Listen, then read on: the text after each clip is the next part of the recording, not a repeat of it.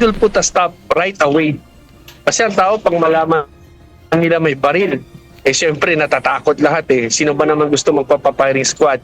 Seryosong suliranin ang katiwalian sa Pilipinas. Batay sa 2023 Corruption Perceptions Index ng Transparency International, isang global movement laban sa katiwalian, 34 out of 100 ang score ng bansa sa public sector perception. 100 ang score ng pinakamalinis sa katiwalian, 0 naman sa pinakatiwali. Pang 115 ang ranking ng Pilipinas sa 180 bansa at teritoryo kung pag-uusapan ay katiwalian. Napakalayo nito sa top 1 at sa bansang Denmark na 90 ang score na isa sa itinuturing na may mahigpit na panuntunan laban sa korupsyon. Kaya para matigil ang malalang suliranin sa katiwalian, inihain ni Zamboanga 1st District Representative Kimmer Olaso ang House Bill No. 11211 o ang Death Penalty for Corruption Act. Isinusulong sa panukala ang pagkakaroon ng parusang kamatayan sa pamamagitan ng firing squad sa mga public official na mapatutunayan ng sandigan bayan na sangkot sa katiwalian,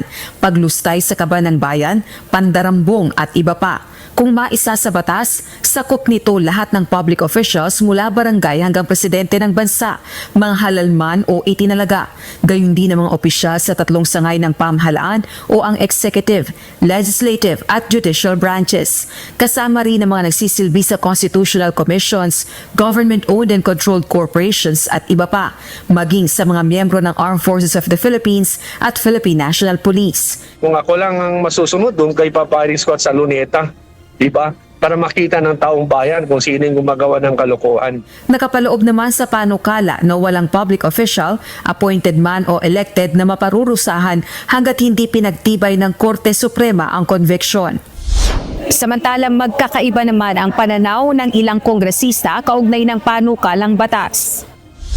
As a member of the Quad, alam naman po natin na sobrang importante na ma-uphold yung human rights. For me personally, my stand is definitely no to death penalty talaga ako. It will instill fear, pero it will not ensure na wala pa rin pong corruption. Plunder is the most logical crime to be included in the imposition of the penalty of death, no? Kaya kasi may clear benefit dun sa player o dun sa actor, and of course I think it is a one serious step, no, to really send a signal that corruption should not be taken lightly. Sa kasalukuyang kongreso, nakabinbin pa rin ang ilang panukalang batas na nagsusulong na ibalik ang death penalty bilang capital punishment laban sa heinous crimes, mga sangkot sa iligal na droga at iba pa. Nakatakda na ring tuluyang magtapos sa June 2025 ang 19th Congress. Rosa Licoz, UNTV News and Rescue. Diyos ang aming sandigan, serbisyo publiko ang aming pinahahalagahan.